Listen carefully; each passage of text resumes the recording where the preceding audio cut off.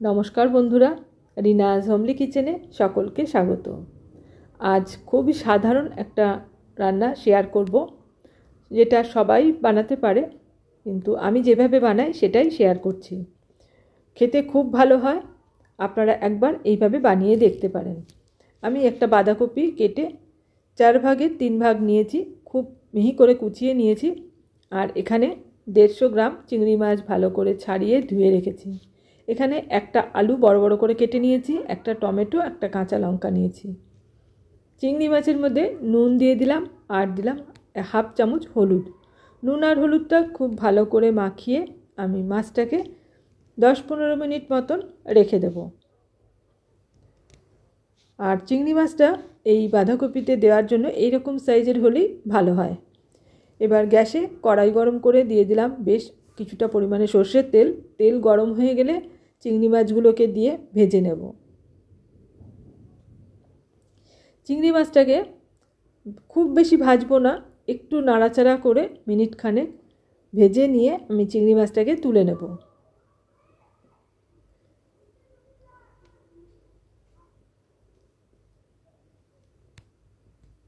এবার এই তেলটার মধ্যেই ফোড়নে দিচ্ছি 1-2 তেজপাতা, একটা শুকনো লঙ্কা আর সামান্য একটু জিরে।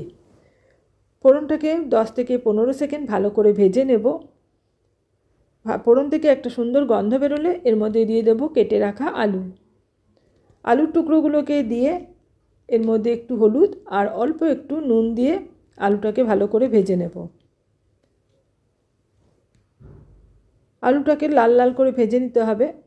মিনিট 2 সময় আলুটাকে নাড়াচাড়া করে লাল করে ভেজে নিয়েছি।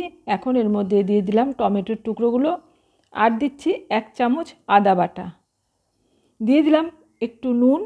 এবার ভালো করে নাড়াচাড়া করে নুনটাকে মিশিয়ে দেব। আর নুনটা দিলে পরে আদাটা দিলে যে তেলের মধ্যে তেলটা ছিটকায় সেটাও বন্ধ হয়ে যায়, আর টমেটোটাও তাড়াতাড়ি নরম হয়ে যাবে। এবার ঢাকা দিয়ে মিনিট খানেক সময় রেখে দিয়েছিলাম। টমেটো খুব ভালো মতো নরম হয়ে গেছে। ভালোভাবে নাড়াচাড়া করে দিলাম। এবার এর মধ্যে গুঁড়ো মশলা দিচ্ছি 1 চামচ ধনের গুঁড়ো, 1 চামচ জিরে গুঁড়ো, 1/2 চামচ হলুদের গুঁড়ো আর সামান্য একটু লঙ্কার গুঁড়ো। অল্প একটু জল দিয়ে মশলাটাকে কষিয়ে নিতে হবে। খুব ভালো মতন করে মশলাটাকে নেড়ে চেড়ে একটু সময় নিয়ে কষিয়ে নিলাম। মশলা কষানো হয়ে গেলে পরে এর মধ্যে আমি দিয়ে দেবো কেটে রাখা বাঁধাকপি।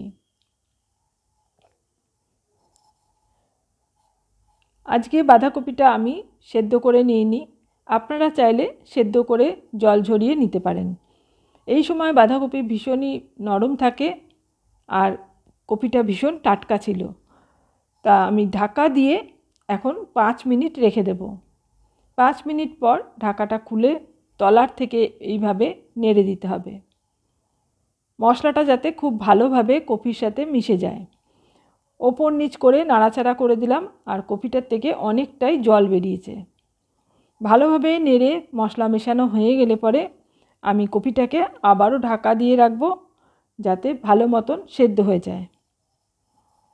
5 থেকে 6 মিনিট ঢাকা দিয়ে রেখে দিয়ে রান্নাটা করতে হবে। মাঝে আমি 2-1 বার নেড়ে দিয়েছি, আর 5 মিনিট পর এখন আবারও ঢাকাটা খুললাম আর নাড়াচাড়া করে নিলাম। এখন সব কিছুই ভালো মতো সেদ্ধ হয়ে গেছে, আলুটাও খুব ভালো মতন সেদ্ধ হয়ে গেছে। এখন এর মধ্যে দিয়ে দিচ্ছি ভেজে রাখা চিংড়ি মাছগুলো, দিলাম একটা কাঁচা লঙ্কা, আর মাছটা ভালো করে কপির সাথে মিশিয়ে দিলাম। এইভাবে নেড়ে চেড়ে মিশিয়ে দিতে হবে। পেঁয়াজ রসুন ছাড়া চিংড়ি মাছ দিয়ে বাঁধাকপির তরকারিটা এইভাবে একবার বানিয়ে দেখবেন, খেতে খুব ভালো লাগবে।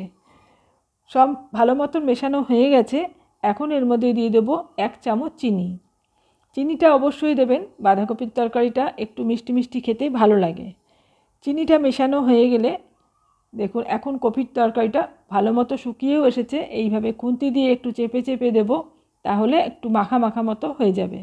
এবার দিয়ে দিচ্ছি 1/2 চামচ গরম মশলার গুঁড়ো আর 1/2 চামচ ঘি আর গরম মশলাটা ভালো করে মিশিয়ে নেব। আরও একটু সময় নাড়াচাড়া করে নিয়ে গ্যাসের ফ্লেম অফ করে 5 থেকে 6 মিনিট আমি ঢাকা দিয়ে রেখে দেব। এইভাবে একবার বাঁধাকপির তরকারিটা আপনারা বানিয়ে দেখবেন। ভাত, রুটি এমনকি মুড়ি দিয়ে খেতেও ভীষণ ভালো লাগে। আমি 5 মিনিট পর একটা পাত্রে সার্ভ করে নিচ্ছি। আর আমার আজকের এই চিংড়ি মাছ দিয়ে বাঁধাকপির রেসিপি আপনাদের কেমন লাগলো কমেন্টসে জানাবেন। ভালো লাগলে লাইক আর শেয়ার করে দেবেন। আমার চ্যানেলটা এখনও সাবস্ক্রাইব করা না থাকলে চ্যানেলটা সাবস্ক্রাইব করে পাশে থাকা অল বাটনটা প্রেস করে রাখবেন। পরবর্তী ভিডিওর নোটিফিকেশান আপনার কাছে চলে যাবে। আজ এই পর্যন্ত, আবারও চলে আসবো অন্য কোনো রেসিপি নিয়ে। এতক্ষণ আমার সাথে থেকে ভিডিওটা দেখার জন্য অসংখ্য ধন্যবাদ।